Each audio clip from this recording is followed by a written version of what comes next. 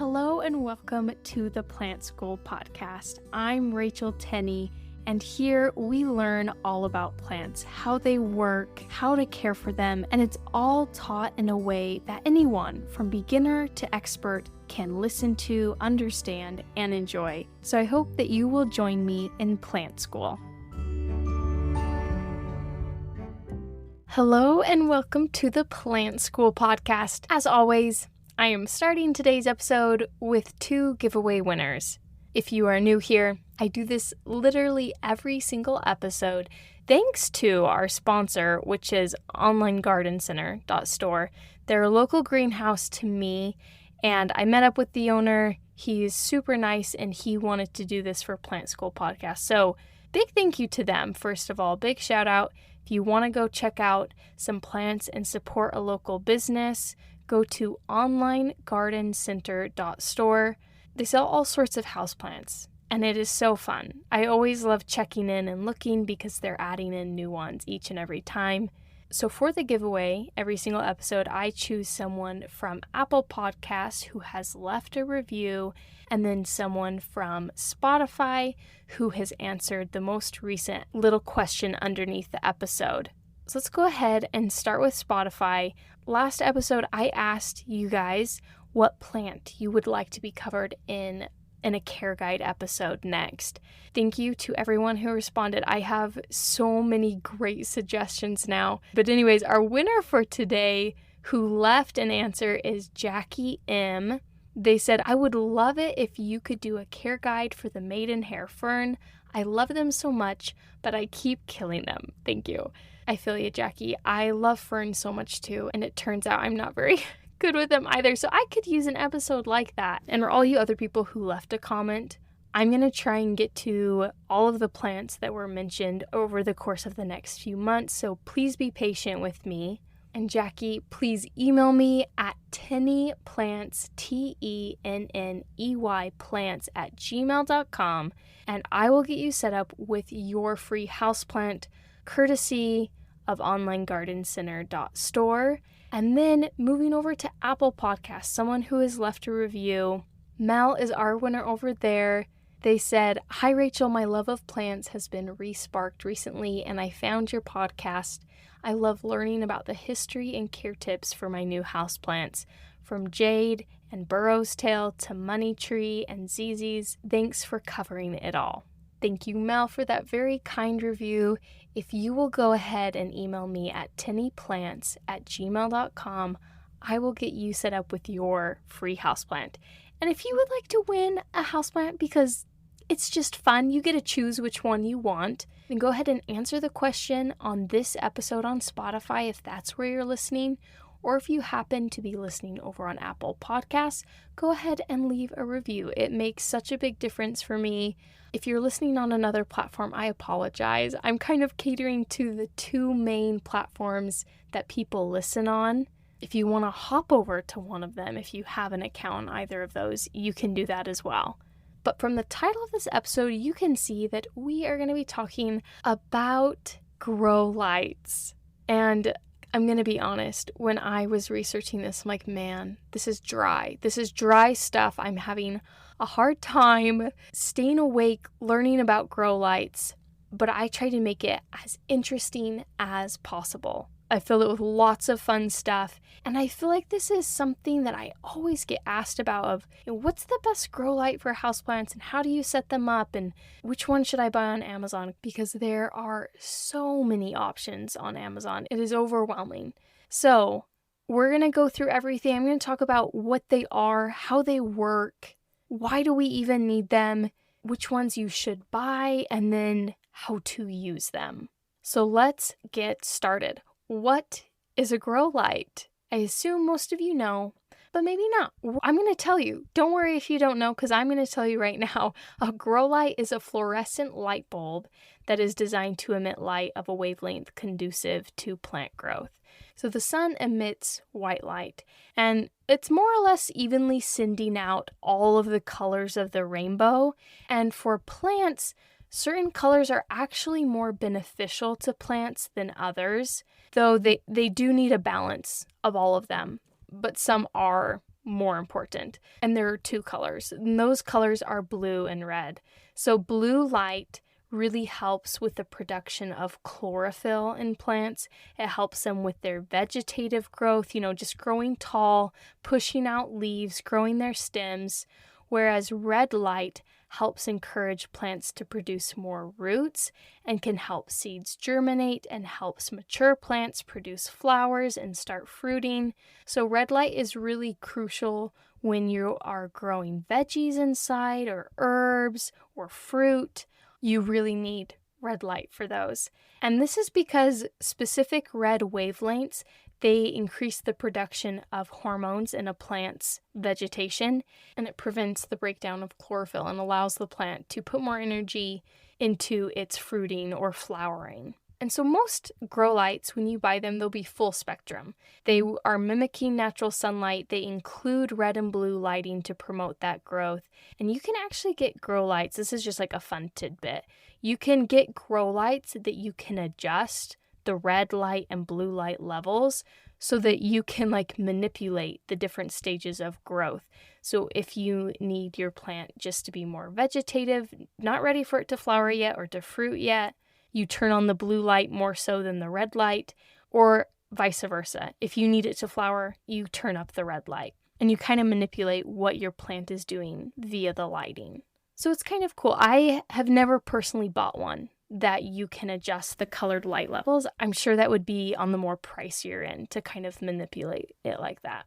And I want to talk about why we need them. Before we do that, you guys know that I love talking about how things came to be, the history of, it's usually plants that I'm talking about, but for today it's grow lights. So I want to give you a brief history of grow lights, where they even came from. So there's actually not a single inventor of the modern day grow lights, because the development of grow lights, it kind of evolved over the decades.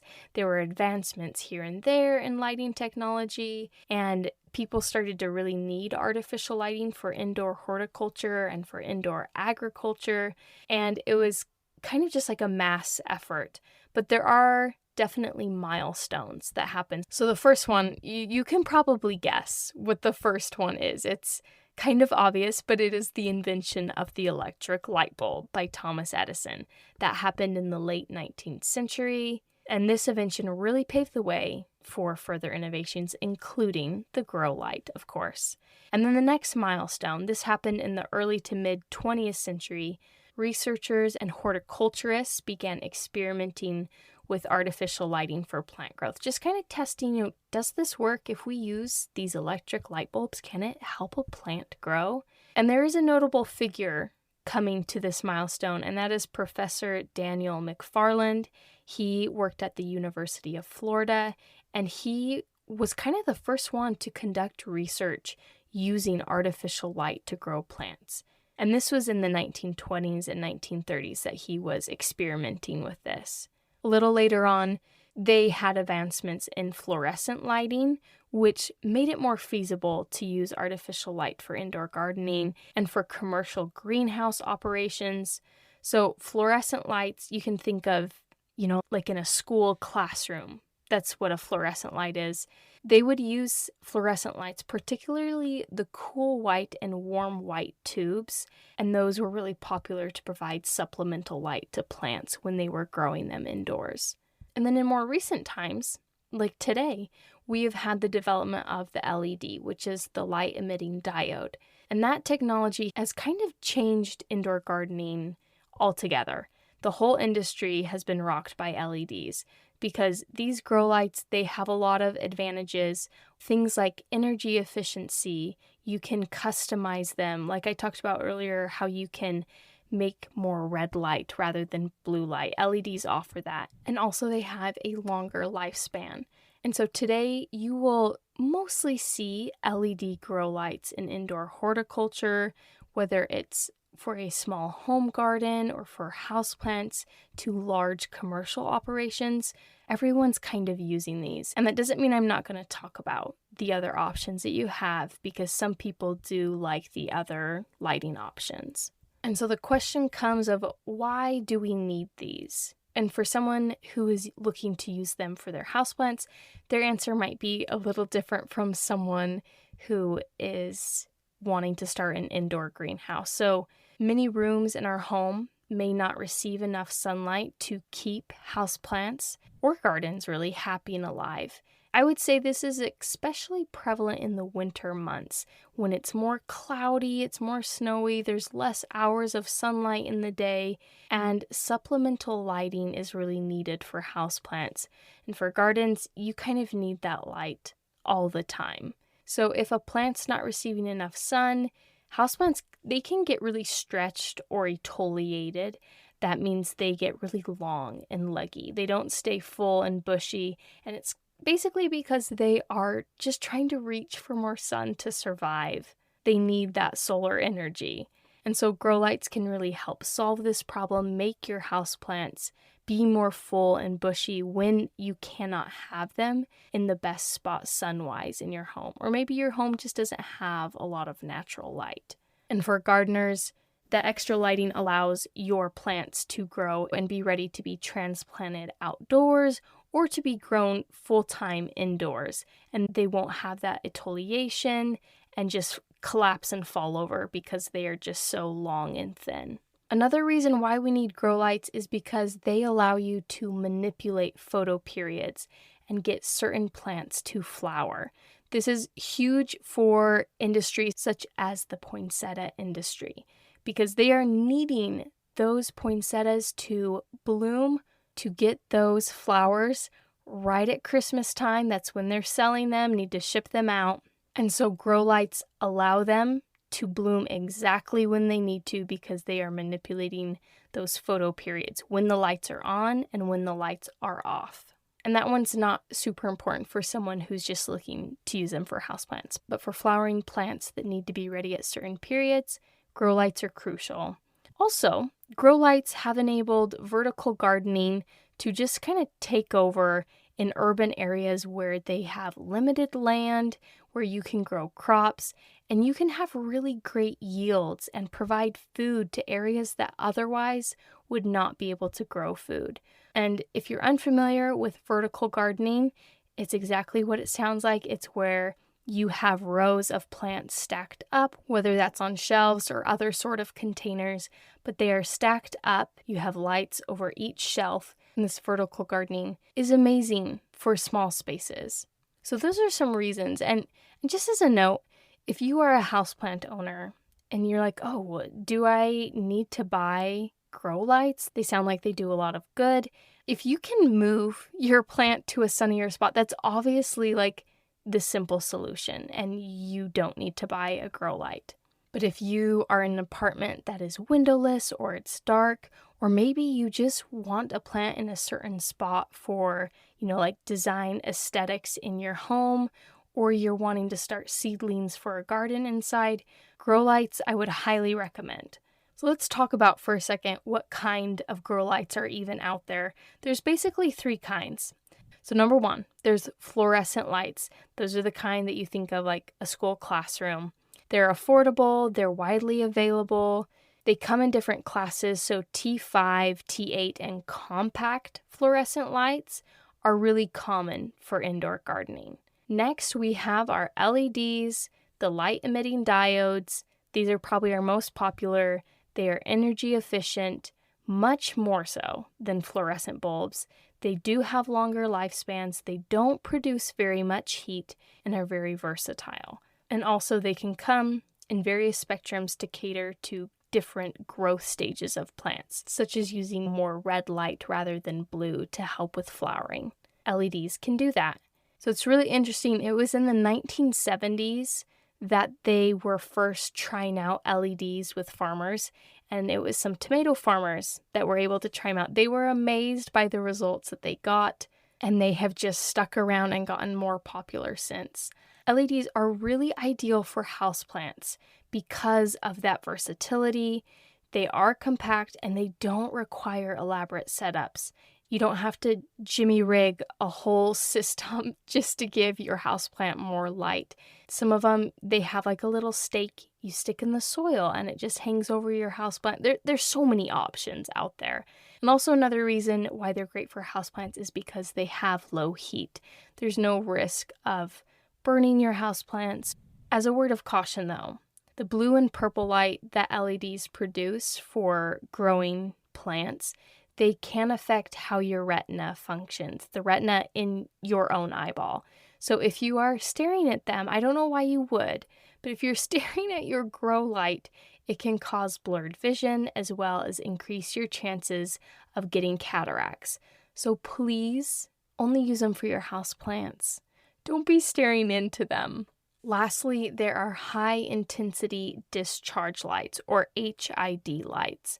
So these include metal halide and high pressure sodium lights.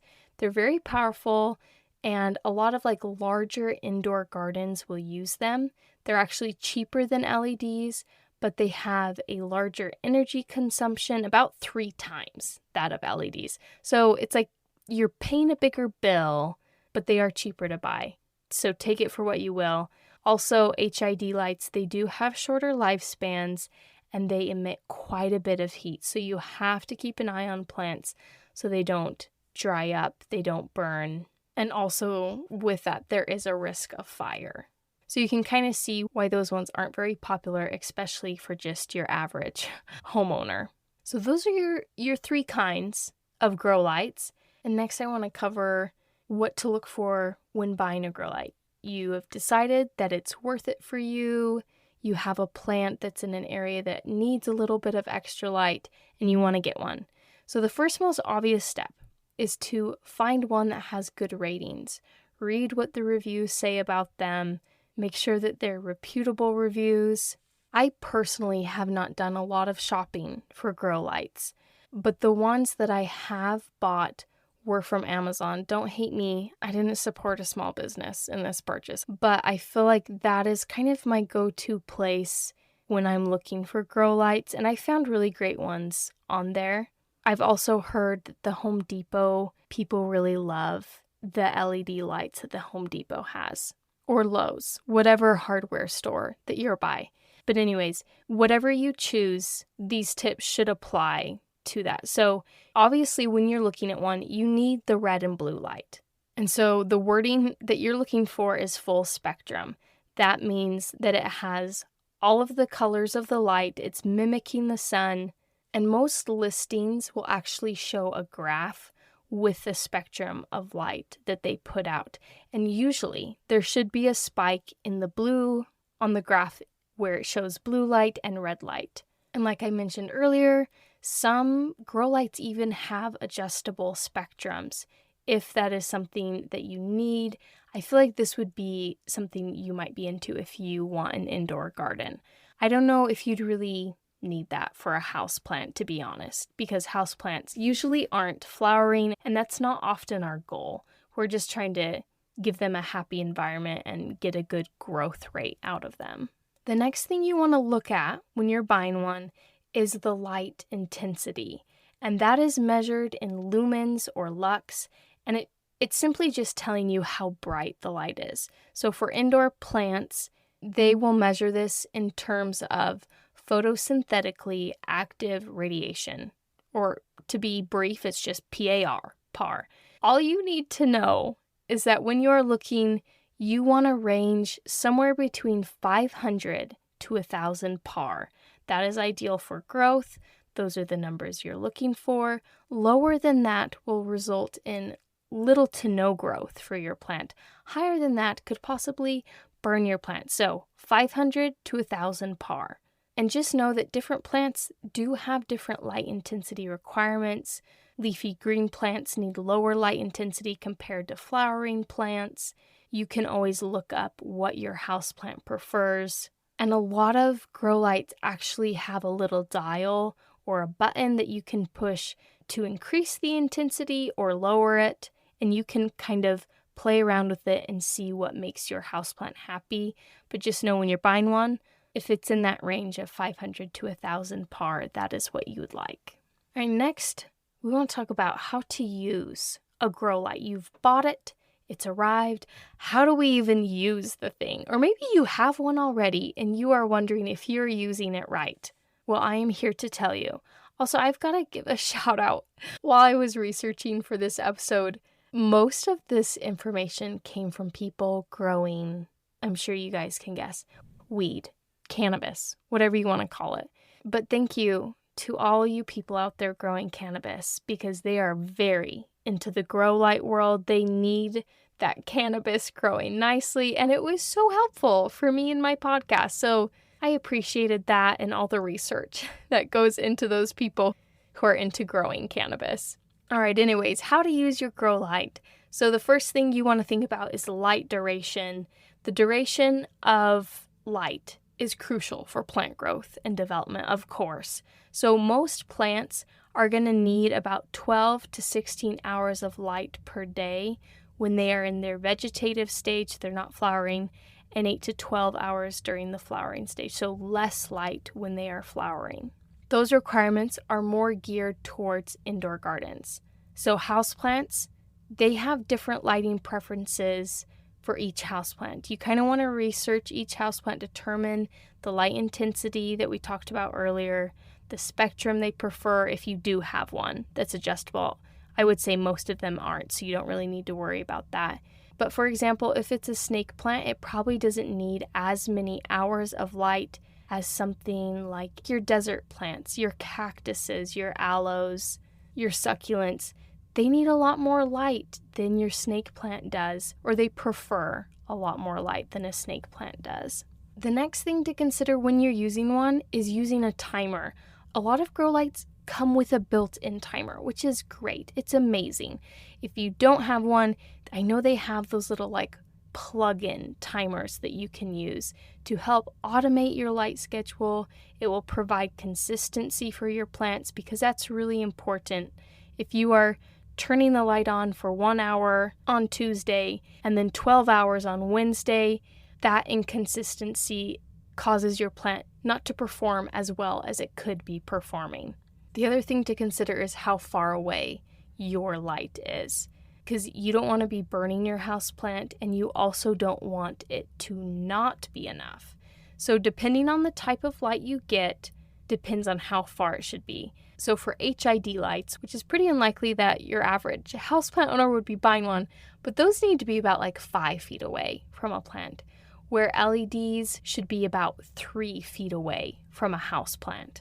In general, LEDs can be placed much closer to plants compared to other lighting options, such as those HID lights, due to the heat that the other lights are producing.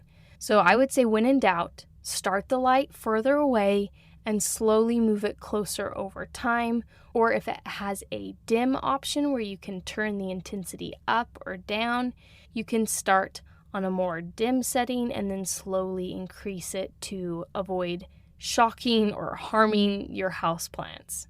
And last thing to think about when you are setting up your lighting is that some grow lights, particularly the HID lights, due to the large amount of heat, you need to have ventilation and airflow so that you can dissipate that heat and prevent damage to your plants. LEDs, like we've talked about, they have less heat, but it's still important that you are thinking about airflow and having some sort of airflow to produce an optimal growing environment, because LEDs do produce a little bit of heat and you don't want that affecting your plants.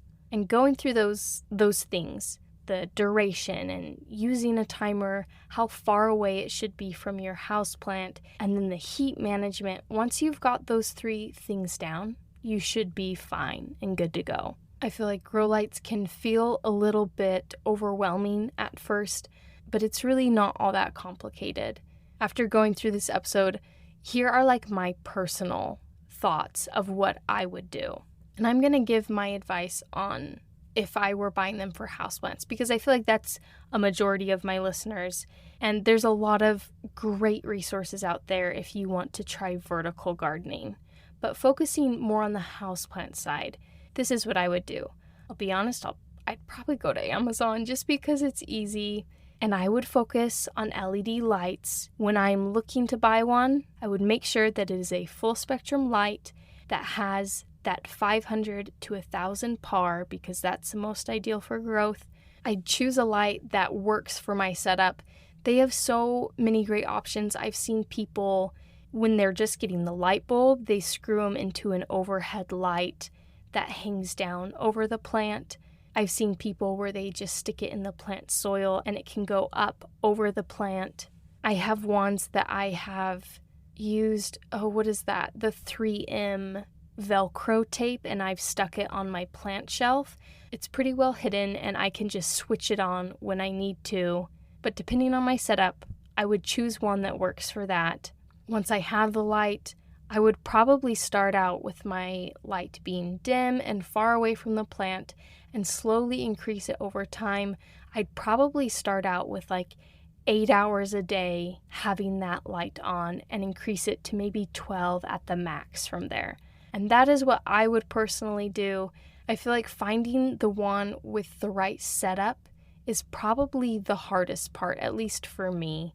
Just finding one that fits in the space. But because they're so versatile, I feel like it's becoming easier and easier to find a grow light that works for any sort of situation. And it can honestly make the biggest difference in your houseplants just surviving to them really thriving in your home. So if you aren't able to move your houseplant to a sunnier space due to a lack of having that sunny space, or you just don't want to move that houseplant, you need it in that one corner, that's fine. Grow lights can help you solve the problem of your houseplant just slowly dying in a dark corner. That concludes my episode about grow lights. I hope you guys found it helpful because I know it can be a little bit of a tricky space to navigate when you are new to it. It seems really overwhelming. So hopefully this episode helped with that. Thank you so much for listening. I hope you will join me in 2 weeks for a new episode. And don't forget to leave a review on Apple Podcasts or answer the question right underneath this episode for your chance to win a free plant in my next episode. Thank you so much for being here and for listening to the Plant School podcast. I hope that you will join me for our next episode. And if you would like to support this podcast and keep it going, there's a link down in the show notes of this episode where you can donate to this podcast. And I really appreciate all that help. Or you can go to my merch store, which is also linked in the notes of this episode. And you can find some really cool plant-related shirts and stickers. And if you want to support the podcast but spend no money, feel free to share it with a friend, leave a review. All these things greatly help me out and allow me to keep doing this. Again, thank you so much for listening and for being here at the Plant School podcast.